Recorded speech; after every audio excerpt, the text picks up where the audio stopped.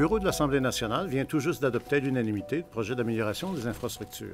Et représente un nouveau tournant dans l'histoire de cette institution. Et c'est la première fois en 100 ans qu'il y a des travaux majeurs qui se font à l'Assemblée nationale du Québec. La dernière fois, c'était en 1917. Quand on fait un projet une fois tous les 100 ans, on en parle un peu. Les rénovations du Parlement au coût de 60 millions de dollars pour les 3 prochaines années permettront d'accroître la sécurité des lieux. Il n'y a pas de politique partisane à faire avec ça, c'est l'institution qui compte. Ce qui est très fort comme geste. C'était assez héroïque. L'idée, c'est de conserver l'esprit, non seulement l'esprit, mais toute l'enveloppe architecturale qui a été dessinée par Eugène Taché en 1876. Et bien qu'imposant, il sera ultimement complètement situé sous terre. Ça, c'est glisser sous le paysage. Travailler en sous-sol. Donc le paysage qu'on a toujours connu de la colline parlementaire change aucunement. Oui, les citoyens de Québec sont fiers de leur Assemblée nationale et ils auront bien hâte de découvrir les nouvelles installations.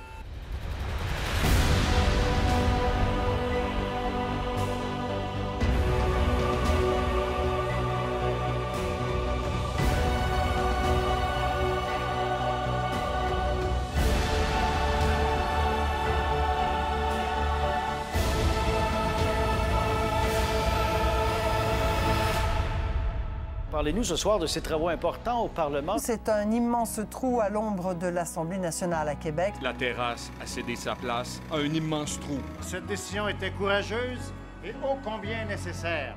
Durant la durée des travaux, l'hôtel du Parlement restera accessible aux visiteurs. C'est la maison du peuple, il faut que cette maison-là demeure accueillante, accessible aux gens, et c'est là-dessus que les trois ensemble, on a travaillé. Vous avez sans doute remarqué qu'on y faisait de gros travaux. Il y a même des travaux de dynamitage en plein cœur de la ville. Donc, c'était d'essayer d'être le plus discret possible. Ça cogne à la porte, je pense.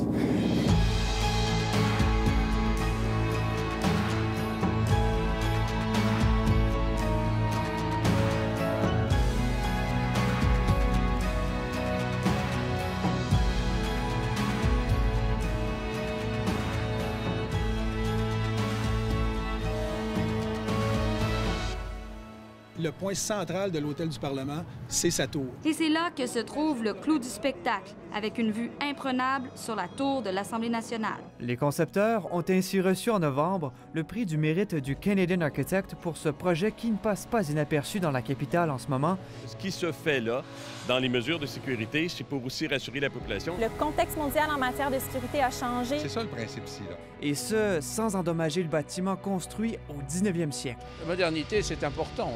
On doit vivre avec son temps. Tous ces éléments-là viennent désengorger, décongestionner le fonctionnement de l'Assemblée nationale. Et on s'est tenus, les trois partis politiques, on s'est vraiment tenus là-dessus. Et presque tous ignorent à quel point ce nouvel espace sera complètement différent du bâtiment actuel. Savoir garder les choses anciennes, parce qu'il y a des choses qu'il faut conserver. Qui servira à toute la population du Québec. Mais il faut aussi savoir les améliorer. Merci beaucoup.